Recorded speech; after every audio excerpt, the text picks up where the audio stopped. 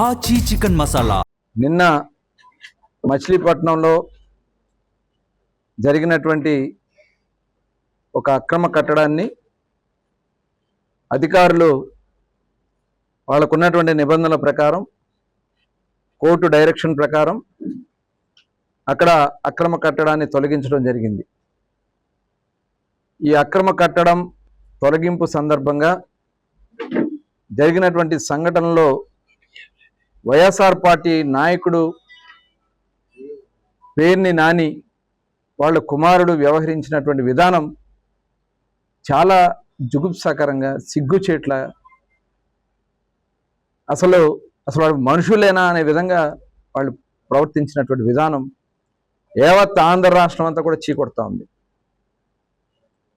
అక్కడ ఏదైతే స్థలాలు వీళ్ళ అనుయాయులు దౌర్జన్యాలు చేసి, ఆక్రమణలు చేసి అమ్మినటువంటి స్థలాలు, ఇది అవునా కాదా అని చెప్పి పేర్ని నాని గారు నేను అడుగుతా ఉన్నా. దగ్గర 1942లో ఉన్నటువంటి డాక్యుమెంట్ని మీరు తప్పుడు డాక్యుమెంట్ సృష్టించి 2-3 చేతులు మార్పిస్తే వాళ్ళు కోర్టులో వేసుంటే దాంట్లో దొంగ సర్వే నెంబర్ వేసి కొన్ని ఫ్లాట్లకి మీరు ప్లాన్లు తెచ్చారు. ఇది వాస్తవమా కాదా? ఇప్పుడు ఏదైతే నిన్న తొలగించినటువంటి ఇంటికి కూడా ప్లాన్కి అప్లై చేస్తే వాళ్ళు కోర్టు డైరెక్షన్ ఉంది కాబట్టి, స్టేటస్ కో ఉంది కాబట్టి, దానికి ప్లాన్ లేదు కాబట్టి అక్కడ ఎటువంటి కట్టడాలు చేయొద్దని చెప్పి అధికారులు వాళ్ళకి తెలియజేయటం కూడా జరిగింది. ఈ విషయం మీద వాళ్ళు మా దగ్గరికి వచ్చి కలిసినప్పుడు చాలామంది పెద్ద మనుషులు సమక్షంలో వెళ్తే వాళ్ళకి ఆ రోజు వాళ్ళు హామీ ఇవ్వడం జరిగింది. ఇది మేము ఫర్దర్గా ఏమీ చెయ్యం, ఫర్దర్గా దీంట్లో ఎటువంటి కట్టడం చేయమని చెప్పి ప్రమాణాలు చేసినటువంటి సందర్భం ఉంది. కానీ రాత్రికి కాంక్రీట్ వేస్తే అధికారులు వాళ్ళు పనిచేస్తే అధికారులను పట్టుకుని దుర్భాషలాడతారా? అధికారులను పెట్టి పేర్లతో పాటు కులం పెట్టి, కమిషనర్ని కులం పేరు పెట్టి మాట్లాడుతూ ఉన్నాడు, మున్సిపల్ కమిషనర్ గారిని, ఎస్పీ గారిని మాట్లాడుతూ ఉన్నాడు,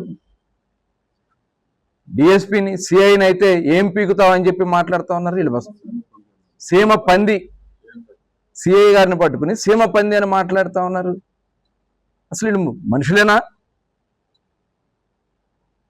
ఇవాళ మేము ధర్మంగా పోతాం. ఏదైనా సరే ఒక సిద్ధాంతాన్ని నమ్మాం, ధర్మం రక్షిత అనే సిద్ధాంతాన్ని మేము నమ్మాం. నేను వాళ్ళకి క్లియర్గా చెప్పాం, మీరు సెటిల్ చేసుకోండి, సెటిల్ చేసుకున్న తర్వాత మీరు నిర్మాణం చేసుకోండి, మీకు అవసరం అయితే పెద్ద మనుషులు కూర్చుని సెటిల్ చేస్తారని చెప్పి క్లియర్గా చెప్పినా దౌర్జన్యంగా మరి కాంక్రీట్ వేస్తే అధికారులు వాళ్ళ పని చేస్తే వాళ్ళని పట్టుకుని నానా దుర్భాషలాడుతున్నారు. అయ్యా పేర్ని నాని గారు చెప్తా ఉన్నా, నిజంగా నువ్వు బఫూన్వి, ఒక బందర్ బఫూన్వి నువ్వు. నీలాంటోడు ఈ బందర్ నియోజకవర్గం ఎమ్మెల్యేగా గెలిపించుకున్న 3 సార్లు చేస్తాం, ఒక దౌర్భాగ్యం. అభివృద్ధి చేయటం రాదు, కులాలు అంటావు. నిన్న కూడా వచ్చి కులం పేరు పెట్టి మాట్లాడుతూ ఉన్నావు. కులానికి దీనికి సంబంధం ఉంది. 2 కులాలు కాదా, ఒకటే కులం కాదా? ఎవరైతే స్థలం ఒరిజినల్ డాక్యుమెంట్స్ ఉన్నవాళ్ళు, ఎవరైతే అక్రమ కట్టడం చేశారో వాళ్ళ కులం ఏంటి, వీళ్ళ కులం ఏంటి? అసలు కులాల ప్రస్తావన ఇక్కడ ఎందుకు రావాలి?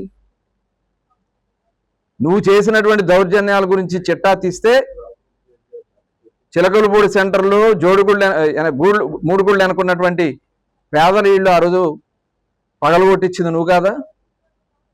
వాళ్ళు పేదలు కాదా? వాళ్ళ గుండెల్లో నువ్వు గుణపాలు దింపలేదా? అదేవిధంగా చిలకలపూడి రింగు దగ్గర నుంచి చిలకలపూడి సెంటర్ వరకు, రంగగారి బొమ్మ దగ్గర ఉన్నటువంటి సెంటర్ వరకు 130 అడుగులు పెట్టించి రోడ్డు కొట్టించావే, అవసరం లేకపోయినా ఒక ఉద్దేశపూర్వకంగా అక్కడ ఉన్నటువంటి బెరాకా చర్చిని కొట్టాలి, అక్కడ ఉన్నటువంటి కొండపల్లి వాళ్ళది 3 అంతస్తుల బిల్డింగ్ కొట్టాలి, అక్కడ అమాయకులుగా ఉన్నటువంటి కొంత యాదవ సోదరులు ఉంటే వాళ్ళ ఇల్లు కొట్టాలి. ఒక దుర్మార్గమైనటువంటి ఆలోచన ఎక్కడా లేని విధంగా 130 అడుగులు పెట్టి రోడ్డు కొట్టించింది నువ్వు కాదా పేరునాని? నువ్వు వాళ్ళ గుండెల్లో దింపింది గుణపాలు కాదా?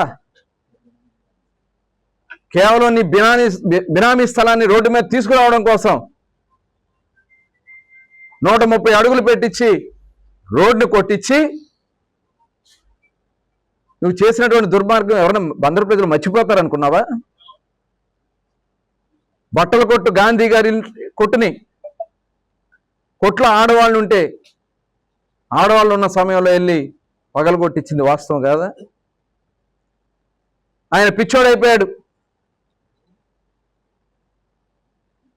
వీళ్ళందరూ ఆర్థికంగా వాళ్ళని ఇబ్బందులు పెట్టింది మీరు కాదా?